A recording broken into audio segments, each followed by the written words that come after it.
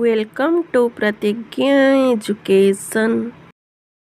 Hello friends, आज मु आपणमानंक सहित शेयर करने को जाऊँगी गांधी जयंती उपरे 10 धाड़ीर रचना। तेबे चलंतु आउ डेरी न करी एथर भिडियोटी को आरंभ करिबा।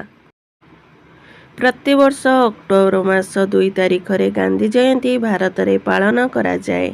यह भारतर एक राष्ट्रीय पर्व अटे। महात्मा गांधी 1869 मसीहा अक्टोबर 2 तारिख रे गुजरातर पोरबंदर रे जन्मग्रहण करथिले। तांको जन्मदिवस को आमे गांधी जयंती भावे पालन करंती। तांकु आम जातिर पिता बोली संबोधन करा जाए। गांधीजी सरल जीवन एवं उच्च चिंताधारा रे विश्वास करुथिले। से भारत को स्वाधीनता देबा पई विभिन्न आंदोलन मध्य करिथिले। से शांति, सत्य और अहिंसार पुजारी थिले। एही दिनटी को विश्व अहिंसा दिवस भावे मध्य पालन करा जाए।